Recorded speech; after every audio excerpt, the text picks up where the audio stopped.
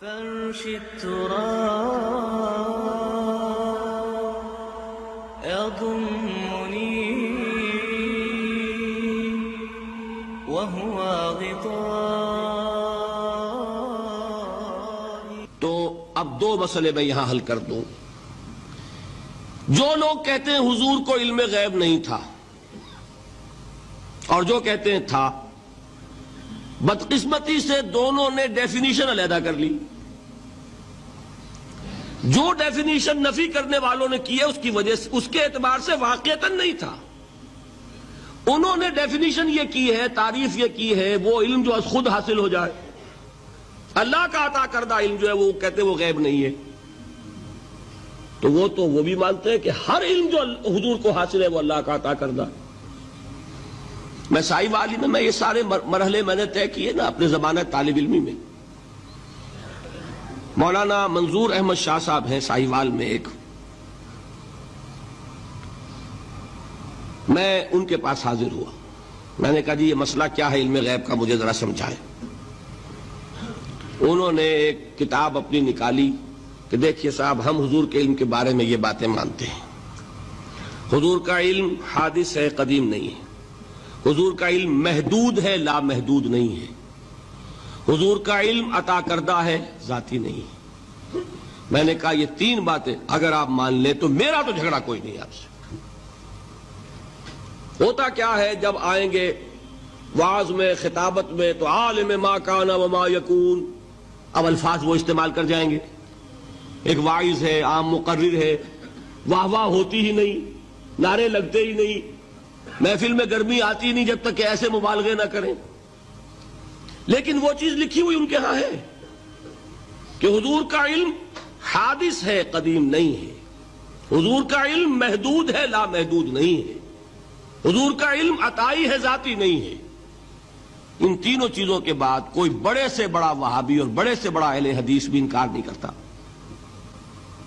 باقی یہ بات جان لیجئے کہ غیب اور حضور یا شہادہ یہ در حقیقت عام انسانوں کے اعتبار سے الفاظ استعمال ہوئے ہیں. جب قرآن میں کہا جاتا عالم الغیب والشہادہ، اللہ غیب اور جو ظاہر ہے یا موجود ہے سب کا جاننے والا ہے، تو مجھے بتائیے اللہ کے لیے کوئی غیب ہے؟ اللہ کے لیے کوئی شے غیب ہے؟ تو کیوں کہا جا رہا ہے عالم الغیب والشہادہ؟ وہ ہمارے اعتبار سے کہا جا رہا ہے. جو تمہارے لیے غیب ہے اللہ اس کو بھی جانتا ہے، اور جو تمہارے سامنے اللہ اسے بھی جانتا ہے. اللہ کے لیے تو کل شہادہ ہے.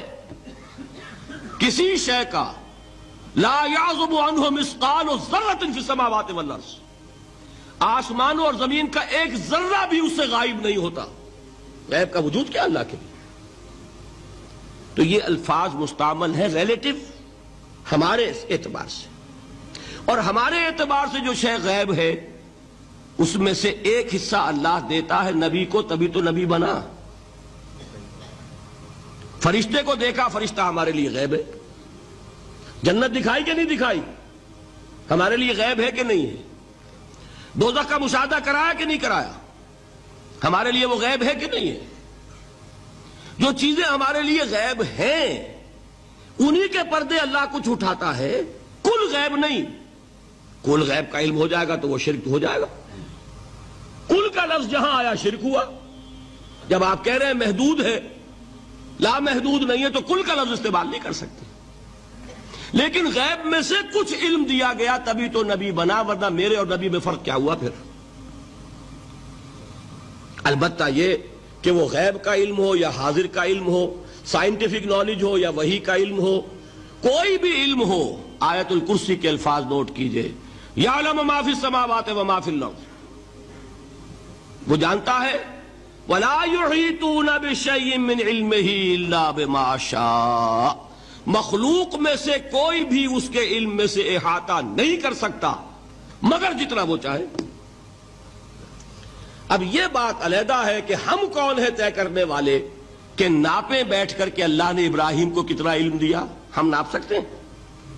عیسیٰ کو کتنا دیا ہم جان سکتے ہیں؟ تو ابراہیم کا، موسیٰ کا، عیسیٰ کا نہیں ناپ سکتے تو محمد الرسول اللہ کا کہاں ناپیں گے؟ یہ پاگل پن ہے، یہ ہے جو غلطی ہوتی ہے۔ ہم کون ہے طے کرنے والے؟ اللہ نے اپنے نبی کو دیا جو دیا، بات ختم۔ کل نہیں کہیں گے، کل کہا شرک ہو جائے گا، ذاتی کہا شرک ہو جائے گا۔ عطائی ہے، جو دیا اللہ نے دیا، اور کل نہیں دیا، جتنا چاہا دیا، ہے حادث قدیم نہیں۔ تینوں چیزوں مان لیجئے تو شرک کا کوئی شائبہ نہیں ہوگا۔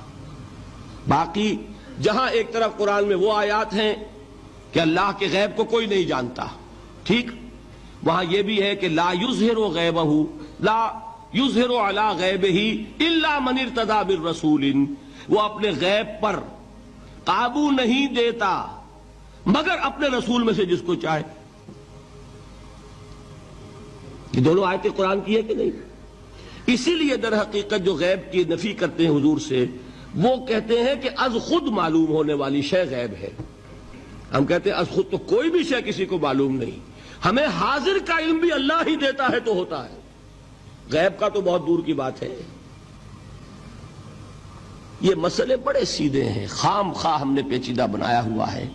خدا کے لیے ان مسئلوں کو سلجھائیے اور جوڑیے، کاٹنے کی بجائے جوڑنے کی فکر کیجیے کہ بھائی یہ اپنی اپنی جگہ پر علیحدہ علیحدہ تم نے تعریفیں کر رکھی ہیں اس لیے جھگڑ رہے ہو،